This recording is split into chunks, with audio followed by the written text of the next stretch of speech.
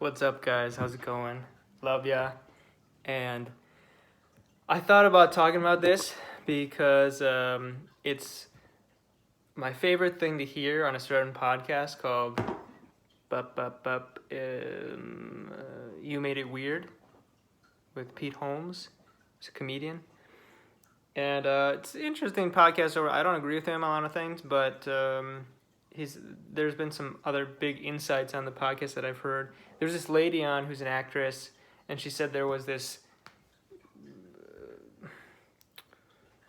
a exercise that she did in like an acting class or something, where you had to pass an invisible ball around, and then you had to go, "Look, mommy, it's me. I have the ball," or "Look, daddy, it's me. I have the ball."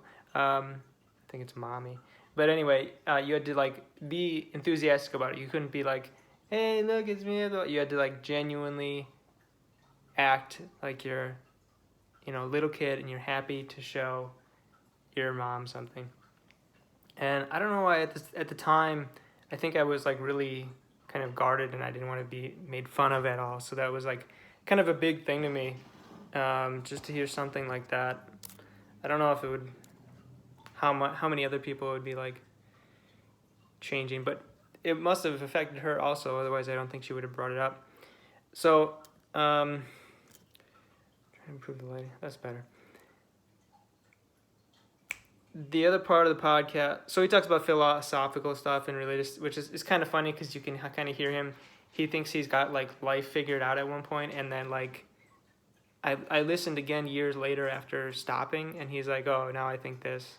Like he like was Christian, and then he thought he was like atheist, agnostic, and then he's like, "Oh, I guess I am Christian." But anyway,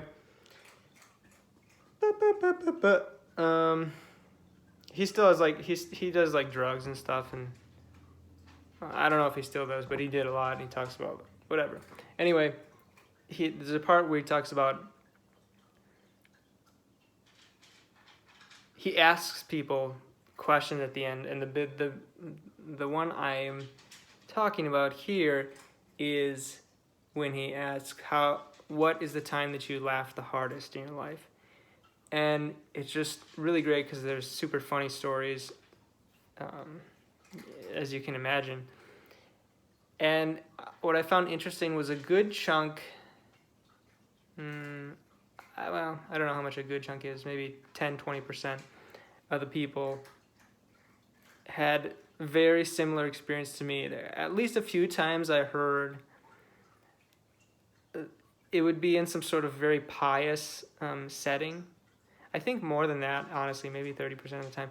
But like a church, a funeral, I don't know if I'm using the word pious correctly, but yeah, like a church, a funeral, a serious event, award ceremony or whatever, where you're supposed to be kind of like serious. I think it was most often in a church, which is the same experience for me, or like a youth group specifically for me was where.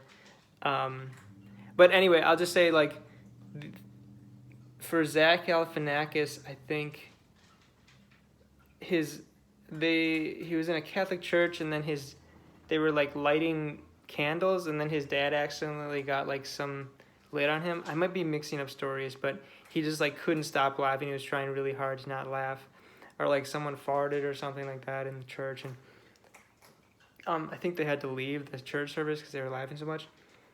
And a lot of stories like that. But other than that, there's a bunch of other really funny stories.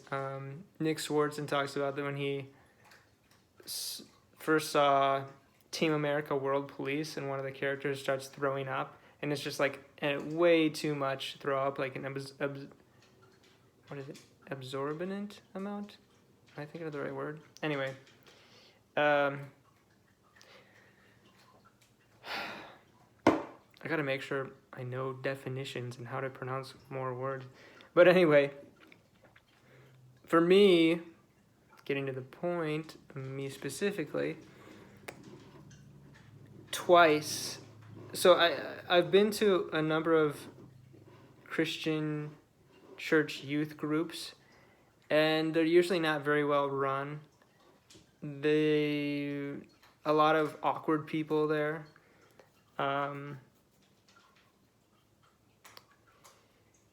And one of the times, I'm trying to think which one to tell first. I think I'll tell, okay, there's this kid who was reading, and it said that it was like, if you've never seen a Bible, it'll have like a number before the verse starts, which indicates the number of the verse. So if it's like John 8:31, so when you get to the 31 section, it'll have a tiny 31 right before the passage. In this case,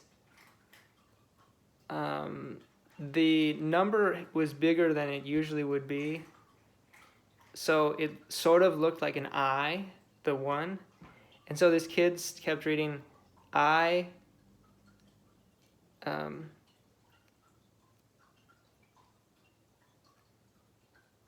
was like, I, Simon said, it probably wasn't Simon, it's like, I, Peter said, or I, Peter says,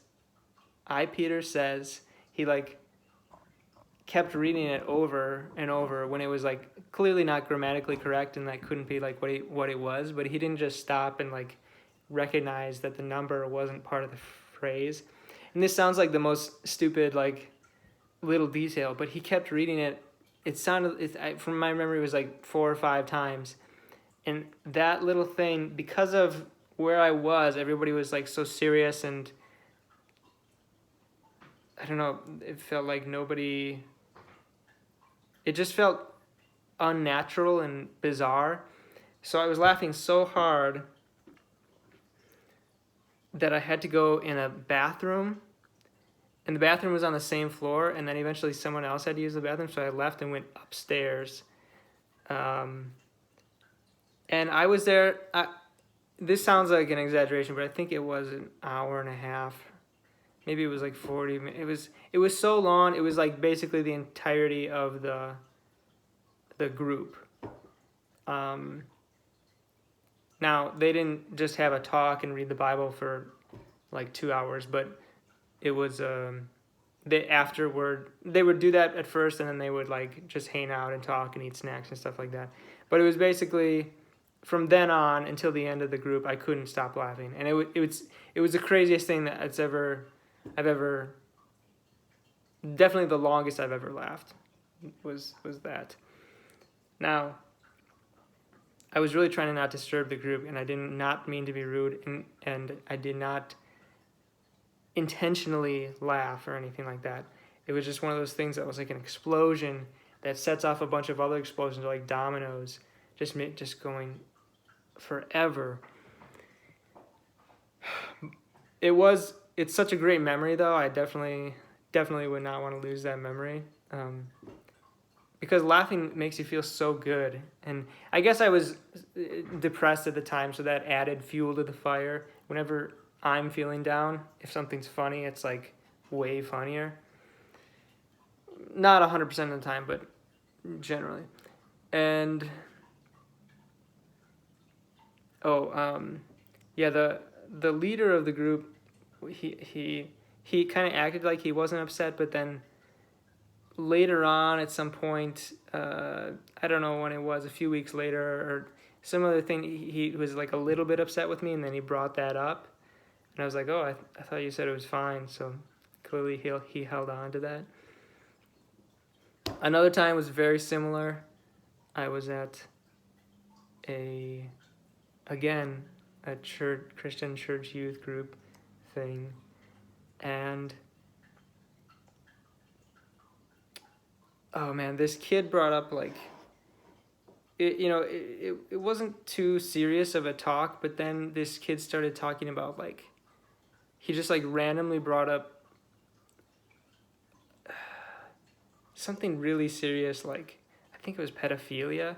He was talking about like how horrible it is, but yet the people are suffering from an ailment, something like that. Like he was trying to be nice and be like, we should try to help these people so that they don't go forward with what they're desires are, but it was just such a out of left field kind of thing. Like, I don't know. I think it corresponded with what they were talking about in terms of like helping those who are sort of outcasts in society. He was not at all endorsing. In fact, he was speaking out against pedophilia, but saying we should help these people so that pedophilia doesn't happen, so we can eradicate it. But just like in that sort of that group, it seemed like, I don't know, it seemed so bizarre that it was really hard for me to not start laughing, because it was just such an extreme type of thing. And that same group, oh man, this is so crazy, but so that same guy, he was leading like they call like the singing and part of the. So sometimes they'll have somebody who plays a guitar that'll just sing hymns or whatever, or Christian songs.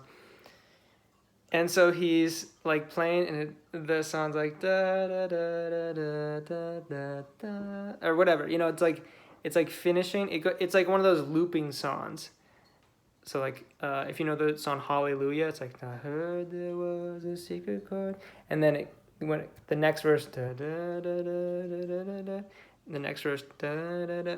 So he was just finishing after already going through many stanzas of many verses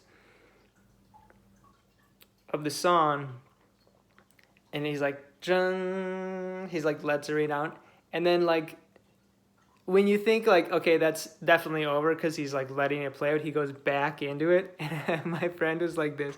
I'll never forget. He was like, he's sitting on the couch, and he turns and he goes like that at me. He had like a completely serious face though. He was like, and like however my face looks now, I'm sure it's not nearly as funny as how he looked, and especially just in that moment. It was like the perfect timing in that slow turn, and you could just tell everybody's like, no, stop it. Oh man. So yeah, those are, I guess, three instances. The three of the times I've laughed the hardest are, I guess I should say, two of those times I didn't laugh, but I was trying extremely hard not to laugh.